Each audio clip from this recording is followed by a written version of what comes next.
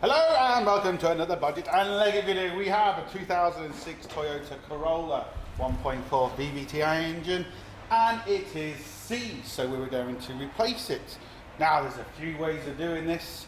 The way I personally like to do it is take the engine from the top with the gearbox, just because it makes your life so much easier.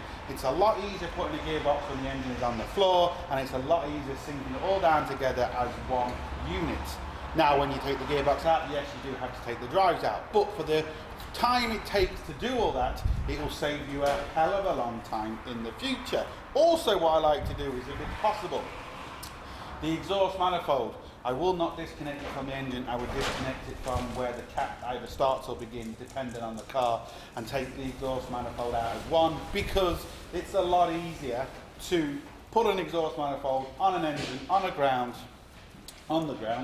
than it is to try and get in behind and, you know, break bolts or round bolts or do all sorts. So what we're going to do is we're going to go through taking this engine out, putting the new engine in, changing all the auxiliaries over. Also going to check the clutch, because again, if you are going to do a job like this, you want to check the clutch, because if the clutch is anyways bad, you might as well just replace it, because there's going to be no labour charge in replacing the clutch, just whatever the clutch cost. But if you have to go back a week later, 2 weeks later, 6 months later, it's going to cost the customer an arm and a leg for something that you could basically save in a couple of £100 in labour. So yes, that's what we're going to do. First thing I'm going to do, take off the airbox, take out the battery, take off the engine cover, and start disconnecting stuff. Sorted. Right, there's a few things you want to get sorted first. With you doing an engine, if you haven't done one before, there's a lot of bits you might be taking off, especially when you get the new engine in. You know, you'll have to, if you take the same bits off, you're going to have the same amount of bolts and you might be confused. So keep everything together. If you take something off, for example, even if something as simple as the cover, the 10mm bolts that are on it, turn the cover upside down, put the 10mm bolts back on the cover, well away from where you're working, so you can't kick it over or anything like that. Same with the airbox, put the bolts back in the airbox, or whatever the case may be. It just makes your life easier. Whatever you take off, keep the bolts and the bits together, and then you can't really get confused. What I'm going to do first is take off this cover, just remove these few plastic clips and take out the battery, a couple of 10mm bolts. Once I've done that, because there's no point in showing that, and we'll turn the camera back on and we'll see exactly what we need to do. Oh yeah, and we've got Stephen helping us out. Yeah, sorted. Okay, the dog can see the rabbit now. There was a little plate just below the battery, which the battery sits on, 4 10mm bolts. I removed that as well. Removed the engine cover. So we're going to get to the airbox now, and again, you know, there's clips and stuff, so you just remove everything you can, just because it's so much easier to do it now, and you don't want anything to break, even though you have to be careful, because you can easily break these connections. Put them off in a second. But the things like the throttle cable, the best thing to do first is we're going to remove the airbox and take everything. The more you can take off, the better, but then also in the same breath, the less you can take off, the better. And I'll explain what I mean by that in a second.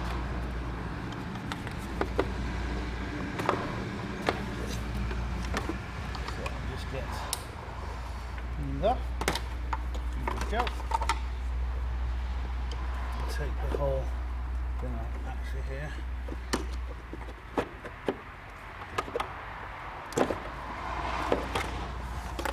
Now that's the case in point right there. This throttle cable here, it's not a big deal if you loosen these bolts here, because it's not hard to adjust, but if you can avoid it, you can avoid it. So we'll just lift it up.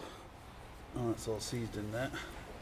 Great, wasn't expecting that, but anyway, we'll just whip off this bracket. Well, my lad say it is Jap. Yep. Battery powered tools obviously will also save you a hell of a lot of time. But now when I take that off, granted I might have to adjust it a little bit with the new engine, but the chances are I won't have to. That's completely seized. What I'm going to do is I'm going to put this back in here, just so we know exactly where it is. Now, that is completely seized in there. That won't rock like it should do. So we'll get some pliers and we'll see. We have to be careful here now, because we don't want to break any of this. I'm wondering. No, I was going to say, should we just remove the throttle, but just going to have to get in there. There we go, it's moving now. I'm going to put a bit of lube in there, get in there, wiggle it about a bit, and we can get that off. But things like this, for example, as well, the airbox needs to come off. 10 mils.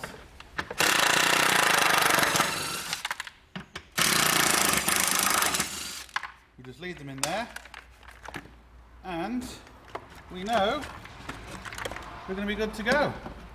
Bang that on top. Sorted. So what I'm going to do is I'm just going to mess around with this a bit longer, get that cleared, and then I'm just going to start taking stuff off. No point in filming it, in the sense of like disconnecting the coil pack leads, disconnecting the injectors, disconnecting the starter motor, try and get the wiring loom away from the engine. Once I've kind of disconnected a few things, I'll turn the camera back on, but things like the throttle position sensor down here, stuff like that, just start disconnecting stuff, getting it out of the way, and it just makes the engine easier. Some cars you can actually disconnect the whole wiring loom and take the wiring loom out as one, and you can actually kind of do it in these. The wiring loom goes through the bulkhead.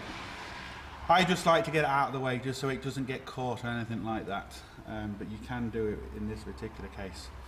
So yeah, get this throttle cable off and we'll continue. Right, another good thing when you're doing an engine, you need a good selection of tools, just because it's so much easier, and you'll see why in a second. So I've got this wiring loom off, which is the alternator, it's the fuel pressure switch, it's the injectors, and we can now literally set it aside.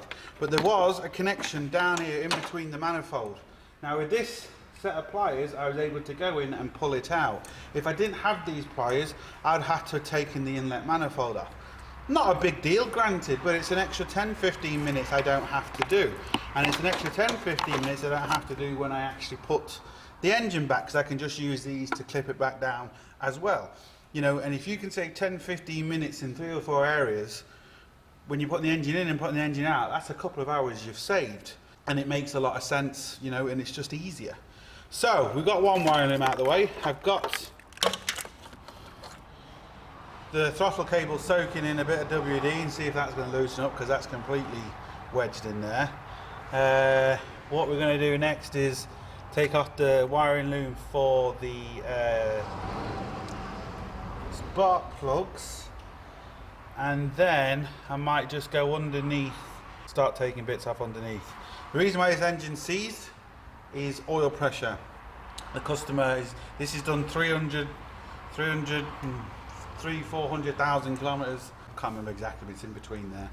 And he was noticing the oil light was flickering, and we needed it for his job, so he kept driving, heard some funny noises, and bang, it just wouldn't start. So I checked it out, and unfortunately it's seized. So that's the reason why we're replacing it. There is plenty of oil in it, and the oil isn't particularly bad. It is black, but it's not like the worst I've ever seen. So it was just oil pressure, not getting anywhere, and yeah, engine just seized. So there we go. I'd say what's mostly happened is the pickup at the bottom is completely gone, and just, yeah, oil's not circulating. You know, heavy driving, going up and down mountains and stuff, because he works on the wind things and yeah, so that's what it is. So now let's get this wiring loom off the top, and we'll lift it up. Right, we're kind of getting there. You can see all the wiring is off there. I had to take a pipe off there just to get the wiring for the coil packs off, and there's just loads of little clips down here. As you can see, I can barely even see them on camera. There's a couple more connections under here, a few more clips along there, and the whole wiring loom is away from the engine there. That means I can basically just, you know, start separating the engine.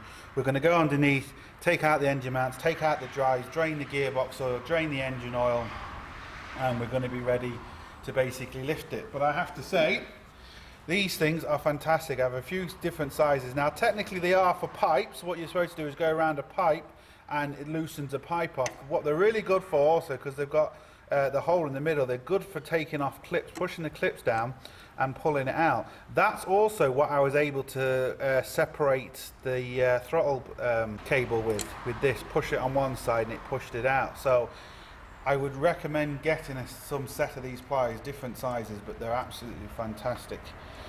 And yeah, once I've done all that, water pipes are obviously another thing, but we'll get underneath first. We'll do the water pipes kind of last. So once I've removed all this and get the car lifted up a bit higher, we'll continue. Now this is underneath of it. You can see a bit of evidence of the tracks he has to go up and down. So this poor car does get some serious abuse. What we need to do is take off that drive shaft, take off the other drive shaft. I'll show you how to take off one of them.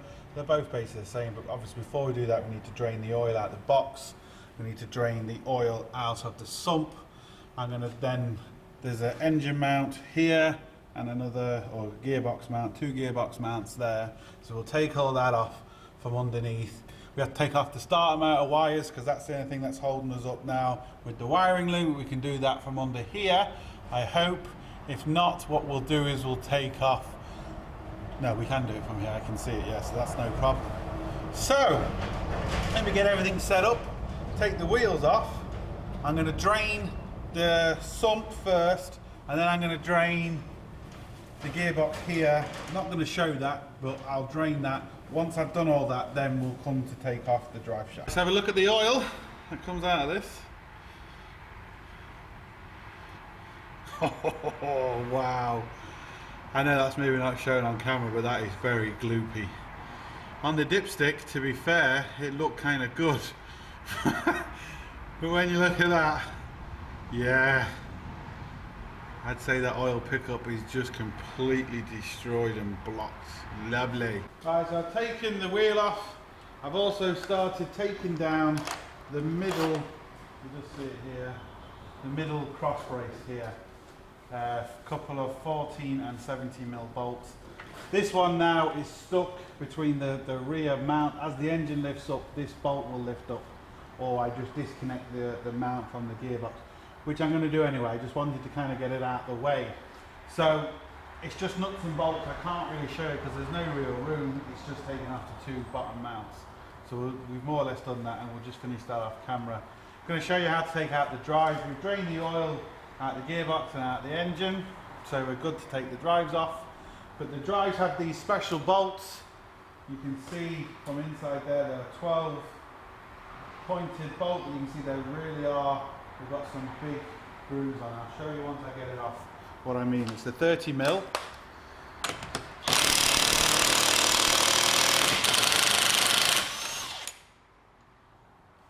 can see exactly what I mean now. A normal 6-sided won't fit on that. There we go, sorted.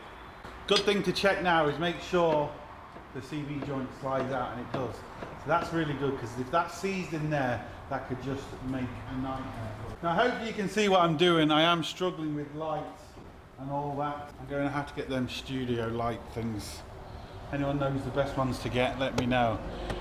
Right, what I want to do is take out the 2 bolts that hold the stub axle onto the actual shock, which will allow us then to flip the disc and everything down. That will allow us to get this CV joint out of the hub. Do have to be careful of a few things. If you've got ABS, be careful you don't pull your ABS wire, be careful of your brake line, be careful of a few things here, because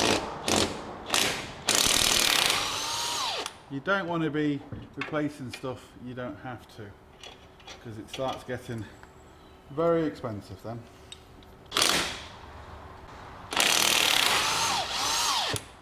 Now, I don't know if you saw that, but the actual thing came forward. See that? So you need to push it in before you can actually release the bolts. Even then it can be tricky. There we go, bolts released. This way you have to be careful. You don't want to put too much strain on anything here for obvious reasons. So what we're we're going to do is we're going to undo this bracket here. It's like a 14mm,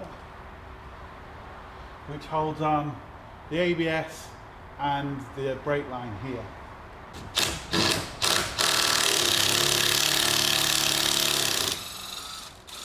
There we go. Now you can see we've got loads of room. We can pull this down, and now look, these are under no stress whatsoever. For the sake of one bolt, it's best to do stuff like this. I'm going to put this bolt back. How many people saying you shouldn't be using chrome sockets with an impact? Yes, I know you shouldn't. I wouldn't mind. I've actually got a set, but I don't need to use it. Anyway, so what I'm going to do now is push this CV, as you can see, push that out of the way, move this to the side, like that, get a cable tie. I'm just going to cable tie this together. Cable tie will stop any strain on anything, and we just cut it off when we come to reassemble. Now, what we've got to do now is just turn the wheel so the disc is out of the way, and we pop the CV joint out of the gearbox. Right, you can hopefully see it there. There's a few ways of doing this. Some people get this and they just kind of pull it out. The problem with that is you can either break the rubber boot or you can actually break the clip. Again, not a big deal, but just puts more time and money onto the job. So what I like to do is just get a bar and get in behind here, so you've got a lever bar. Sometimes it is awkward, but you can just kind of sometimes just lever it out and it comes out. And sometimes if it doesn't work, there's a little lip on this and we can just tap, tap, tap, tap. I just know I'm going to get grief for doing that, but we have done no damage whatsoever, and as you can see, the CV joint slash drive shaft is now out, which frees up our gearbox. Sorted. Quickly show you the mounts. There was the 14mm bolts that hold this onto the actual subframe. These were the 2 bolts that hold it onto the mount, and you can just see the mount kind of in there. This is the rear mount at the minute. This bolt here is going straight through the rear mount, which is holding this subframe on. Now I have to take that off because, as you can see, it's a big piece of metal and it's just going to make my life a lot more awkward taking it out. So we will undo this bolt. Here you can just see my fingers, and there's maybe 4 bolts that hold it onto the engine, and we'll take that whole plate off. It just means it gives me a lot more room. Same as this here, you can see how long this is. You don't want this sticking out, because the first thing it's going to do is go straight through the radiator fan, and because it's there, I guarantee it's going to smash the radiator fan and smash the radiator. It just will because it's there. Murphy's Law and all that. And as you can see, there's no room for me to film it, it's just a few nuts and bolts. Right, the dog can see the rabbit. That was a stupid design, by the way. You can kind of see it there. I'll show you it on the cross member in a second. But that's all disconnected. You can now see this mount a lot clearer. They're the 2 bolts. If it's not getting washed out, there we go. They're the 2 bolts we need to release. I see an air strap here. Looks like a 12mm, so release that. I'm going to release the exhaust, like I said, from the manifold here, just before the cat, or just after the cat, because it makes my life easier. And then we can change the cat and the manifold all up here once we actually get the car or the engine out. Okay, you can just see that white little nut wing thing at the bottom of the radiator, and what I've got underneath that is my catch can. So I'm going to undo the shutdown. There we go. Oh. To drain all the fluid off, and then take the pipes off. Sorted. Right, got a few more bits moved. What I like to do is disconnect the pipes from the engine bay and leave them on the engine, or completely take them off. The reason is, when you lift in the engine and putting it back in, you haven't got pipes kind of flipping and flopping around everywhere. They could break, they could get ripped. So I have it disconnected from the radiator and I've left it on the engine. Also, a good thing to leave it on the engine is because then you know what you need to change across to your new engine. We're just in the process of taking off the clutch slave cylinder. I just disconnected the canister here, that's now loose, but also the clutch slave cylinder pipe goes onto the canister, so, and the bracket is here, just remove the bracket, 2 11mm bolts there, or 2 10mm, let's say they're 11, and then we can move that out of the way. All the wiring is moved out of the way, and then it's just a case of, I think, the AC pipes, but I know that hasn't been working, so that's just a case of easy disconnecting that because there's no AC in this car anyway. And then the gear linkage cables, which are just behind there, I'll show you when I kind of get that, plus the 2 pipes for the heater matrix as well, they have to come off, and then we're ready to lift this bad boy. Okay, as you can see, all the wiring, slave cylinder and everything is all to one side, should be out the way. We've taken everything off. I think there's always usually one wire. It's essentially the gearbox mount and the engine mount that's holding it together, or holding it in the car. Everything else is disconnected. We're disconnecting the gear linkage cables. To disconnect the gear linkage cables from the actual arms of the gearbox, it's just these 2 little pins. To disconnect the gear linkage cables from the bracket is a bigger version of this pin here, but what I did, you're not going to see it, but just down here, no, you're just not going to see it yet, no. Just down here is the bracket that holds everything on. It's 3, I think it was 11 or 12mm bolts. I just took everything off. I don't like disconnecting the gear linkage cables from the bracket because they're normally seized or plastic clips and all sorts, and they can just break. So I like to take the whole thing off. It's just, you know, you're not going to really get any problems. So what I'm going to do now is just set up the engine crane and get this bad boy out. Might have to take the bonnet off. I've only really had to take a few bonnets off, so we'll see if we can get away without taking the bonnet off, and we'll get everything hooked up and see what happens. Now, I tried to use the correct engine crane attachment and I could not get it onto this engine and gearbox in any kind of decent way, so we're going back to the old-fashioned method. Seat belts. Now I know I'm going to get a bit of grief for this, but I can assure you seat belts are more than strong enough to support any engine, any car, anything. So we've kind of got it all hooked up through the engine and the gearbox. Hopefully it's kind of balanced. So what I'm going to do next is, just off camera, I'm just going to loosen the gearbox mount and loosen the engine mount, and then once I've done that, we'll set the camera up and we'll see if we can get this bad boy out. Okay, engine E is clear of engine mounts. So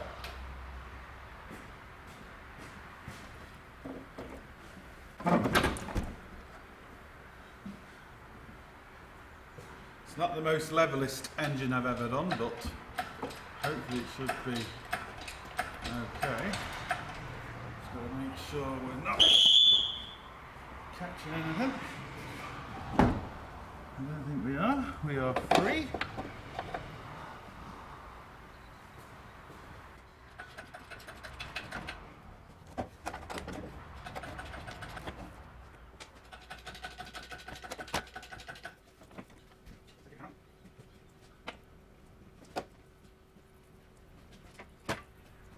Just do a few pumps and always check.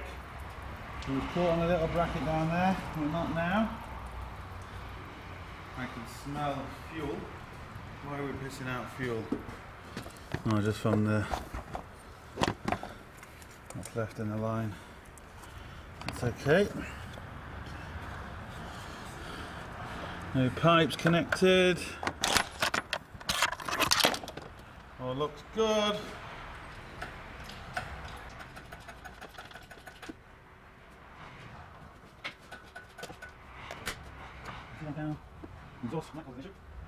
We're going to be close, just need to get it another inch above here, and then the exhaust isn't going to cause us a problem.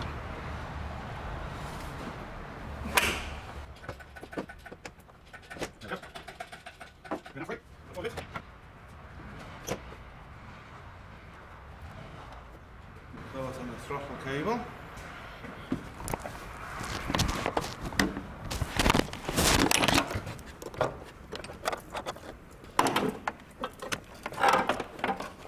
Where we was, No, not anymore.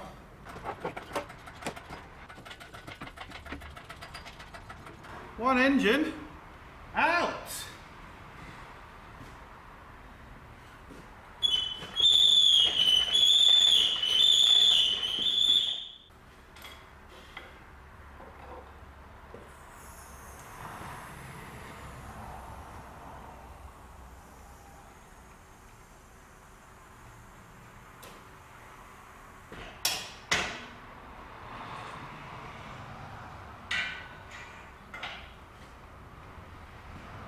Sorted. There we go, end of part one. Part two is going to be taking off the gearbox, checking the clutch, but I'm guessing we're going to be getting a new clutch, but we'll see. Swapping everything over, start motors, alternators, whatever else we need to swap over. Take all the old wiring and stuff. Well, actually, I'm not going to take the wiring off that yet, because it's handy to have it in the car. If you take off a pipe and a wire, you know to put a pipe and a wire on. Even though these are fairly straightforward, but that's just another thing you can do. So yeah, that's it. So look, hope it helps. Please like, share, comment and subscribe. Don't forget, links up here, links down below. Most importantly, don't forget, be hands dirty. See you for the next one. Sorted.